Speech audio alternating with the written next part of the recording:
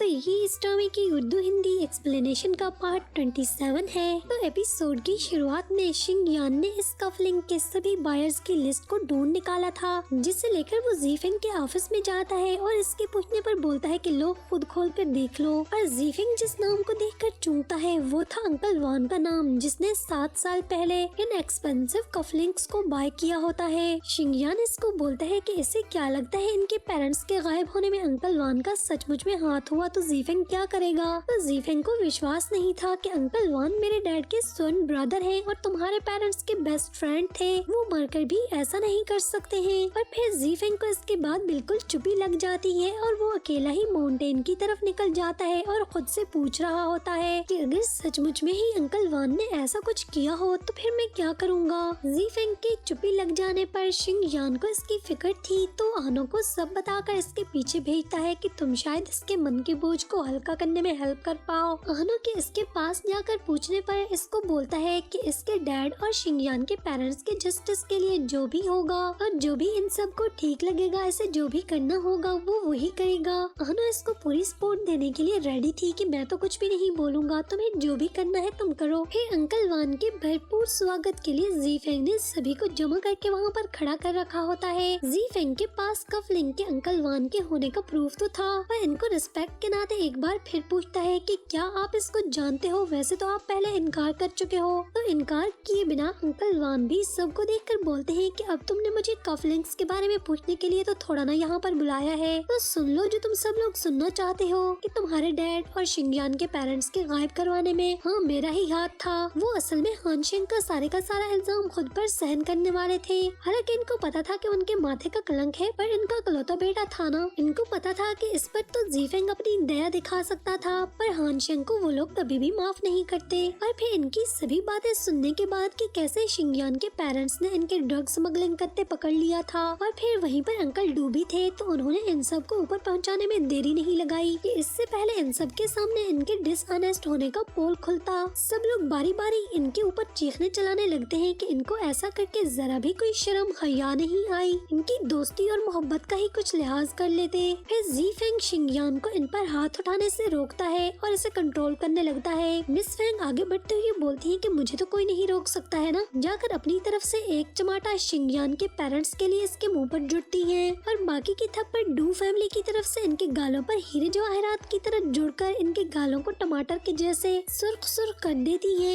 ये इन सभी की तरफ से इनको दी गई उस मोहब्बत और हेल्प का सिला है। और अंकल वान भी एक शब्द भी अपने मुंह से निकाले बिना सॉरी करने के बाद अंकल डू के पास जाकर इनको भी सॉरी करने लगते हैं और इनको इनके सन ब्रदर और दोस्त होने से मना कर देते हैं कि मैं इस काबिल नहीं हूँ कि अपना नाम आप लोगों से जोड़ूं। और गार्ड गोवान के सामने अपना लिया गया ओथ खत्म कर देते हैं और जाते हुए शिंग यान के पास रुककर इसको बोलते हैं कि मैं तुम्हारे पेरेंट्स के लिए कंपनसेट जरूर करूँगा। कैफे पर वापस लौटकर शिंग यान जो कि उदास होता है, नाना उसके पास आती है तो उससे बताता है कि इसको पिछले 7 सालों से अपने पेरेंट्स की किसी दिन अचानक अंकल डू के जैसे लौट आने की होप लगा रखी थी, पर अब तो इसकी वो होप भी खत्म हो गई। और कोई सोच सकता है कि इनकी डेथ इनके सबसे ट्रस्टवर्दी और बेस्ट फ्रेंड के हाथों में हुई है। नाना इसको सैड होते देखकर इसको अपने गले लगाते हुए तसल्ली देते हुए प्रॉमिस करती है कि मैं हमेशा हमेशा के लिए तुम्हारी ही रहूंगी, देखना मैं तुम्हें कभी भी छोड़कर कहीं नहीं जाऊंगी। जीहन को अंकल वान पर काफी तप चढ़ी हुई थी कि कैसे मैं इनको अंकल अंकल कहकर मेरा मुंह नहीं थकता था, इनको इतनी रिस्पेक्ट दी और उन्होंने मेरे डैड और शिंग यान के पेरेंट्स का ये हाल कर दिया। जीहन की ऐसी बातें करते सुनकर मिस फेंग इसको डांटती है और इसको ऐसी बातें करने से मना करती है कि ऐसे बड़ों को नहीं बोलते हैं। पर अंकल डू भी इन सभी को बोलते हैं कि चलो अब पिछली सभी बुरी बुरी बातों और यादों को भुलाकर इन पर मिट्टी डालते हैं और अपने फ्यूचर की तरफ देखते हैं। जो भी हुआ वो सब तो बीत चुका है, इसे हम वापस लाने के चक्रों में अपनी बाकी की हैप्पीनेस को भी मिस कर देंगे। पर इनके पूछने पर कि क्या वाकई में आप ऐसा चाहते हो, तो बोलते हैं कि जरूर, मुझे लगता है गॉड ने मेरे पर कृपा की है, मुझे अपनी सभी बुरी बुरी मेमोरीज से छुटकारा देकर न्यू लाइफ जीने का स्टार्ट दिया है, वरना मेरे लिए अपने भाइयों के जैसे अंकल वान की इस हरकत को याद करके तो सांस लेना भी मुश्किल हो जाता। और गॉड नहीं चाहते थे कि मैं इस सब को याद रखूं, तो क्यों ना मैं दोबारा से अपनी फैमिली के साथ हैप्पी और न्यू मेमोरीज बनाऊं। सब लोग अंकल डू के इतने मैग्नेनियस हार्ट मतलब के साफ दिल को देखकर इम्प्रेस हो जाते हैं कि जिसके साथ ये सब कुछ हुआ है। जब वही रात राजी है तो वो भी इनकी बात मानने पर रेडी थे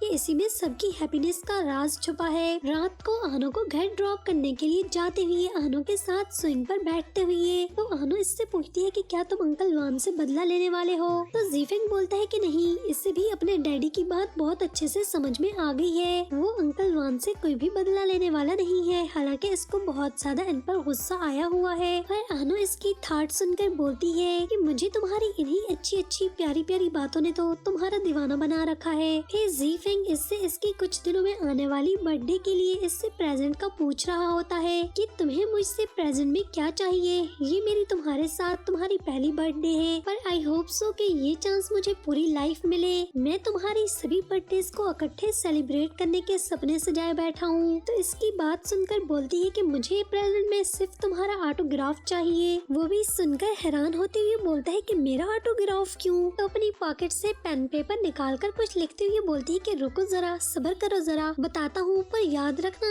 इससे कभी मुकर नहीं सकते हो तुम फिर। पर बोलती है कि लो अब साइन कर लो इस पर। तो वो इसको लेकर रीड करता है कि भाई लिखा क्या है इसमें तूने। तो आनो ने लिखा था कि अपनी 26 बर्थडे पर वो इसको जो भी बोलेगी या फिर बताएगी वो इसको सुनकर और जानकर इस पर गुस्सा नहीं होगा और ना ही इससे नाराज होगा। तो वो उसे पेपर दिखाकर बोलता है कि सचमुच में तुम्हें ये चाहिए क्या। तो बोलती है कि हाँ, मेरे लिए सबसे बड़ा प्रेजेंट होने वाला है ये। तो वो भी इसके पास से पेन लेकर साइन कर देता है कि लो अब हैप्पी हो जाओ, कर दिया। और इसको बोलता है कि डोंट वरी, फ्यूचर में कुछ भी हो जाए पर मैं तुम्हें हमेशा ऐसे ही लव करने वाला हूँ, याद रखना। और इस प्रॉमिस लेटर को उसे पॉकेट में रखते देखकर बोलता है कि अभी इस पर स्टैम्प नहीं लगाई है मैंने। और वो भी काफी सियानी थी, अपना फेस फौरन से इसके करीब करके बोलती है तो लो लगा लो स्टैम्प। और ये लो भाई लोग, दोनों की किस करने से इस प्रॉमिस लेटर पर भाई स्टैम्प लग जाती है। पर ये क्या, दोनों के स्टैम्प लगाने के बाद भी आनो का मन ही नहीं भरा था छोटी सी किसी से।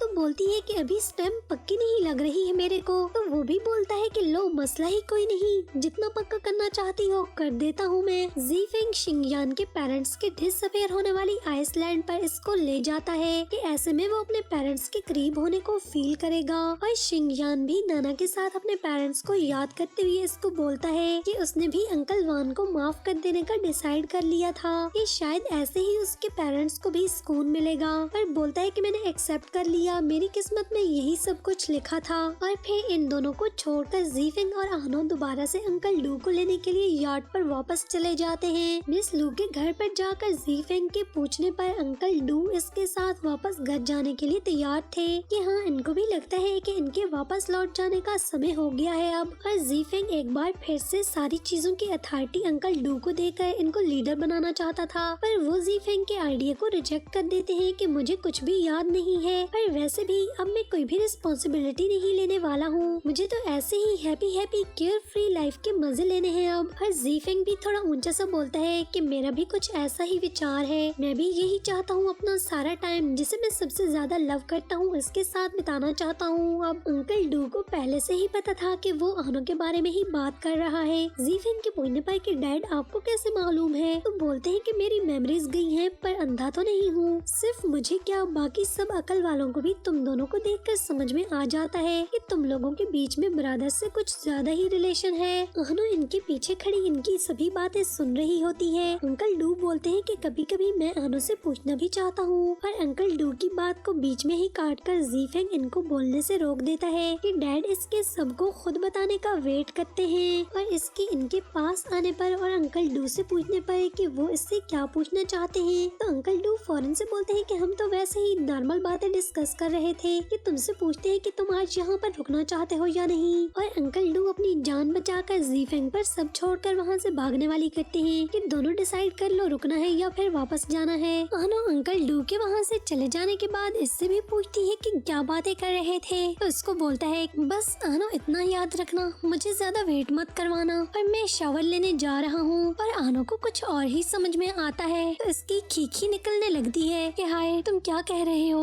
उसको लगता है कि शायद बेचारे से कंट्रोल नहीं हो रहा है, पर जीफेंग का मतलब इसकी बर्थडे की तरफ था। तो इसको देखकर बोलता है कि कभी कभी तुम्हें देखकर मुझे सचमुच में लगता है कि तुम्हारे ऊपर वाले खाने में सिर्फ बस भरा हुआ है, मतलब कुछ भी। और वहाँ से चला जाता है। वो फ्रेश होकर वापस आ चुका था, वह इसको अपने पास हाथ में ड्रेस लेकर बैठे देखकर पूछता है कि आज रात को ऐसे बैठे बैठे ही सोने का इरादा रखते हो क्या, या फिर इसके पास जाकर बोलता है कि अपने कंट्रोल खोने का डर लग रहा है कहीं कि इधर उधर न भटक जाओ। हाँ, तभी इसको फर्श पर एक बग स्पाइडर सा दिखाई देता है तो चीखें मारकर इसको जाकर चिमट जाती है और वो बोलता है कि मैं देखता हूँ। पर जैसे ही वो उसे बिस्तर पर बिठाकर जाता है और प्याले में इसको कैद करने लगता है, वो पीछे से बार बार चौं चौं करके इसको डिस्टर्ब कर रही होती है। तो वो इसको चुप करवाते हुए बोलता है कि बंदा बनो, बंदूक मत बनो, अगर तुम खामोश रहोगी तो मैं इसको कंट्रोल कर पाऊंगा ना। और इसको प्याले में बंद कर देने के बाद वो इसके पास जाकर इसको सोने को बोलता है कि चलो अब सो जाओ। तो बोलती है कि अगर इसके उछलने से ये प्याला हट गया तो वो इसकी बातें सुनकर बोलता है कि ओह माय गॉड, इतना तुम न्यूटन के चाचा मत बनो, आगे का तो मुझे भी नहीं पता, पर तुम्हें नहीं लगता कि इतने अच्छे फाइटर होने और हट्टे कट्टे मर्द होने के बाद भी एक छोटे से स्पाइडर से डरने पर तुम्हें शर्म आनी चाहिए। हाँ, तो इसकी बात सुनकर चुपके से डरते डरते फ्रेश होने के लिए वहाँ से निकल जाती है और इसके रूम छोड़ने के बाद वो तो चस्के लेने के लिए इस स्पाइडर के पास खिसक जाता है। ये सचमुच में काफी बड़ा स्पाइडर है ये तो। और उसके पास जाकर शेख चिल्ली की जैसे प्लान बनाते हुए बोलता है कि क्या हो अगर मैं इसको भारी प्राइस के लिए सेल आउट कर दूं। इस बेचारे को लग रहा था कि इसे सेल करने के बाद बिल गेट्स या फिर जेफ बेजोस की जगह ले लेगा। बेचारे की जागती आंखों के सपने दोबारा आनों की चाव चाव करने की वजह से टूट जाते हैं और अपने सभी सपनों के टूटने पर वो भागता हुआ दोबारा इसके पास जाता है कि फिर क्या मौत आन पड़ी है, कुछ इससे भी बड़ा तो नहीं देख लिया है क्या। तो बोलती है कि मेरे शावर लेते हुए गर्म पानी चला गया है। तो इसे ठंड लगते देखकर इसको कवर करके बोलता है कि यही रुको, मैं तुम्हारे लिए अभी पानी बॉयल करके लाता हूँ, शायद गैस खत्म हो गई होगी। और फिर जिन बनी वो भी इसके पीछे ही इसके पास किचन में पहुँच जाती है कि मुझे तुम्हें कंपनी देनी है, मेरे लिए अकेला इतने बड़े स्पाइडर के साथ रहने से तो बेहतर है कि मैं तुम्हारे साथ रहूं। और वो भी इसकी बातें सुनकर हैप्पी हो जाता है कि चलो ये भी ठीक है। और इसके फ्रेश होने के बाद इसको अपने पास बैठे सोचते देखकर पूछने पर बोलती है कि मुझे लगता है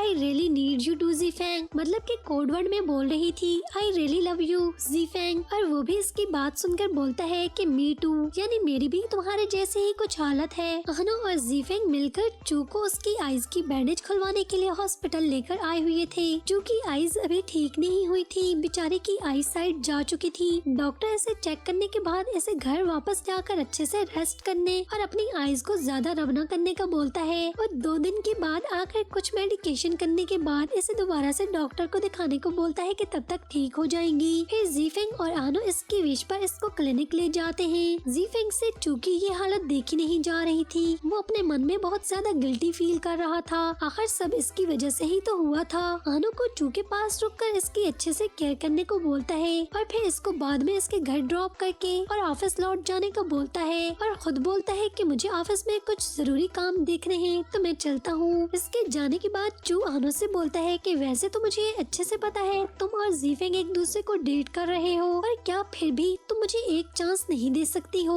तो इसको फौरन बोलती है कि सॉरी, पर मेरे मन में सारी की सारी मोहब्बत सिर्फ और सिर्फ ज़ीफैंग के लिए है, पर तुम्हें तो पता है कि ये सब अब से नहीं बल्कि बहुत पहले यानी कि मेरे बचपन से है, और मुझे अच्छे से पता है कि मैं सिर्फ इसी के साथ ही हैप्पी रह सकती हूँ। तो वो भी इसकी बात सुनकर बोलता है कि चलो ठीक है, कोई बात नहीं, अपना आखिरी पत्ता भी खेलना चाहता था ताकि तुम्हें खुद से दूर जाते देखकर मुझे कभी गिल्ट न रहे। ये मैंने तुमसे पूछा नहीं था, शायद तुम मेरे हिस्से में आ सकती थी। और फिर इसको बोलता है कि तुम्हारे चुन्नू मुन्नू का डैडी ना सही पर मामू जान तो बनने दोगी ना, इतना हक तो दोगी। तो इसको हक करके बोलती है कि हाँ, आप हमेशा मेरे लिए मेरे चू भैया ही रहोगे। और फिर इसकी जादू वाली जिप्पी लेते ही इसकी आईसाइट वापस लौट आती है और इसको बताता है कि वो अच्छे से देख पा रहा है, और इसको बिलीव करने के लिए इसकी नोजी को छूता है कि देखो सचमुच में मैं देख पा रहा हूँ। और वो भी जानकर हैप्पी हो जाती है। इसके ऑफिस जल्दी लौट आने का पूछने पर वो ज़ीफैंग को बताती है कि चू को मेरी हेल्प की अब कोई जरूरत नहीं थी, वो देख सकता है, जिसे सुनकर वो भी हैप्पी हो जाता है कि ये तो एकदम मस्त हो गया, अब मुझे फिक्र करने और गिल्टी होने की जरूरत नहीं है। फिर तभी ज़ीफैंग के पास कुछ पुलिस वाले इन्वेस्टिगेशन करने के लिए आते हैं कि इनको अंकल वान ने अपने मर्डर में इन्वॉल्व होने के बारे में बताया है, और ये भी बताया कि ज़ीफैंग के पास इनके मर्डरर होने के प्रूफ हैं। तो वो इनको बोलता है कि ठीक है, मैं टाइम निकाल कर खुद आपकी खिदमत में हाजिर हो जाता हूँ और फिर बात करते हैं। दूसरी तरफ शंकर चीला इसको न्यूज देखने को बोलता है जहाँ अंकल वान ने खुद को सरेंडर कर दिया था कि इन्होंने 7 साल पहले मर्डर किया है। शैंक के दिमाग की बत्ती टमटमाने लगती है कि ये कैसे और कब हो गया, और अपने छोटे से बेकार दिमाग दिमाग से यहाँ वहाँ की सभी कड़ियाँ मिलाने के बाद इसको लगता है कि ज़ीफेंग ने जरूर ये कांड किया है, क्योंकि अभी शेंग को अंकल वान के इल्जाम खुद पर लेने वाली बात का तो मालूम ही नहीं था। और फिर ज़ीफेंग और आनो के पुलिस स्टेशन के लिए जाते हुए शेंग अम्यूजमेंट पार्क के बाहर जाकर इन पर अटैक कर देता है और उसके पिस्टल की बुलेट आनो को छूकर गुजर जाती है, पर इसका बाजू हर्ट हो जाता है। और फिर ज़ीफेंग इसको एक गाड़ी की ओट में बिठाकर खुद शेंग से लड़ने के लिए बाहर निकल जाता है। पहले तो दोनों एक दूसरे से काफी देर तक लड़ते रहते हैं। फिर ज़ीफेंग इससे इसका पिस्टल छीन कर और इसे दोबारा से पिस्टल पकड़ाकर बोलता है कि सचमुच में मुझे खत्म करना चाहते हो तो लो कर लो अपना शौक पूरा,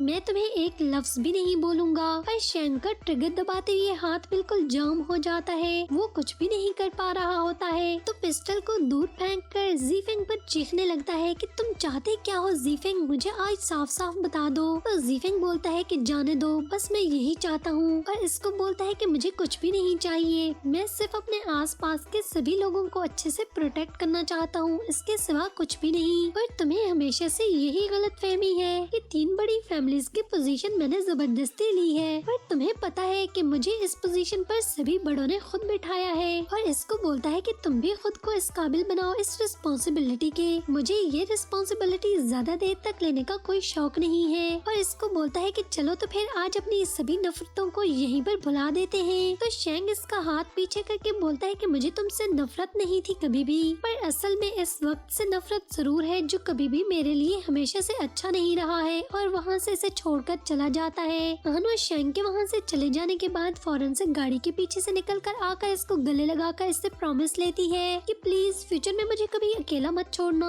और ऐसे अकेले कभी भी डेंजर में मत पड़ना। और फिर इसको बोलती है कि तुमने हान शेंग को ऐसे ही क्यों जाने दिया, अगर पलटकर उसने हमला कर दिया। तो वो बोलता है कि अगर करना होता तो पिस्टल हाथ में था इसके, मुझे बिलीव है कि वो ऐसा कुछ भी नहीं कर सकता है। और फिर इसको हॉस्पिटल लेकर जाने लगता है। इनके हॉस्पिटल से निकलते हुए इनको मालूम पड़ता है कि हान शेंग ने खुद को जाकर पुलिस के हवाले कर दिया है और इनको भी अभी वहाँ पर जाना है। सब लोग वहीं पर मौजूद हैं, शिंगयान भी वहीं पर था। इनके पुलिस स्टेशन पहुँचने पर अंकल वान ज़ीफेंग के पास आकर इससे सॉरी करते हैं। शिंगयान से तो वो पहले ही सॉरी कर चुके थे कि मैंने शेंग की अच्छे से तरबियत नहीं की, हमेशा इसको तुम्हारे साथ कंपटीशन पर लगाए रखा। मुझे शुरू में लगता था कि शायद इससे वो काफी आगे जा सकता है, पर मुझे पता नहीं था कि उसे कंपटीशन में लगाकर मैं उसे बर्बाद कर रहा हूँ। और फिर पुलिस वालों के शेंग को वहाँ से ले जाते हुए वो रोक कर इनको अपने डैड से बात करने के लिए थोड़ी देर मना लेता है। और अंकल वान से बात करते हुए वन से सॉरी बोलता है कि हमेशा आपका सर झुकाया। तो वो इसको रोक कर कहते हैं कि नहीं, इस सब में तुम्हारा कोई कसूर नहीं है, ये सारी की सारी मिस्टेक तो मेरी है, क्योंकि तुम्हें अच्छी बातें बताने के बजाय ज़ीफेंग के साथ कंपटीशन पर जो लगाए रखा था।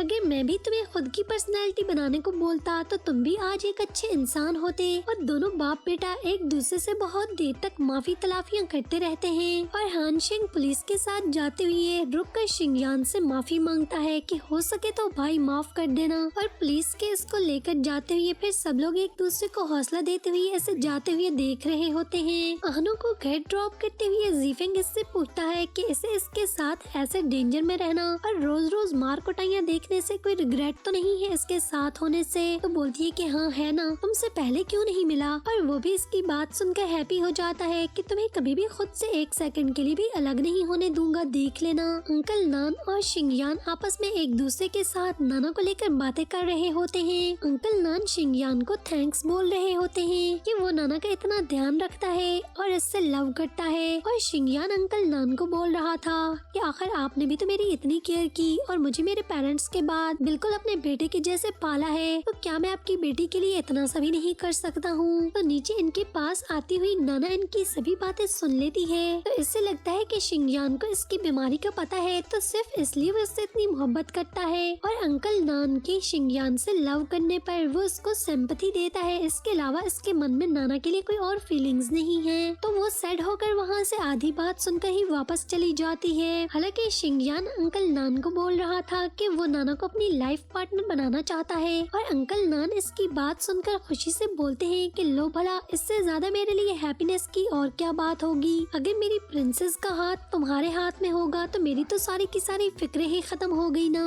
अंकल डू घर वापस आ चुके थे। जीहान और मिस फैंग तो बहुत ज्यादा हैप्पी थी, इनकी पूरी फैमिली कंप्लीट हो चुकी थी। सब लोग हैप्पीली खाना एंजॉय कर रहे होते हैं। और जीफेंग के ख्यालों में तो सिर्फ और सिर्फ आनो रची बसी थी और फिर इसको भी अपने साथ इमेजिन करने पर वो हैप्पी होता है कि इसके होने से तो मेरी फैमिली कंप्लीट होती है और फिर हैप्पी हैप्पी इनके साथ वो भी सूप एंजॉय करने लगता है। रात को जीफेंग एक रिंग देख रहा होता है, तभी इसके पास रूम में अंकल डू भी आते हैं और वो वाली रिंग वो अंकल डू को दिखाकर बोलता है कि डैड आपको पता है ये आपकी और मिस फैंग की वेडिंग रिंग है जो कि आपके डिसअपीयर होने पर 6 ईयर बाद मिस फैंग ने मुझे दे दी कि इसे मैं अपनी बेटर हाफ को दे दूं। जिसे सुनकर अंकल डू भी हंसते हुए बोलते हैं कि अच्छी बात है, मुझे तो इस पर कोई एतराज नहीं है। और फिर इसकी बात को दोबारा से दोहराते हुए ये बोलते हैं कि तुम्हारा क्या मतलब है कि ये रिंग तुम आनो को देने वाले हो। तो जीफेंग भी हल्का सा मुस्कुराते हुए बोलता है कि हाँ डैड, बिल्कुल यही करने वाला हूँ। तो अंकल डू बोलते हैं कि मुझे आनो वैसे भी बहुत पसंद है, मुझे वो अच्छी लगती है। और फिर यहीं पे 27th एपिसोड का एंड हो जाता है। तो कहीं भी जाना मत, बस थोड़ी सी देरी के बाद फिर मिलेंगे एक और नई वीडियो के साथ।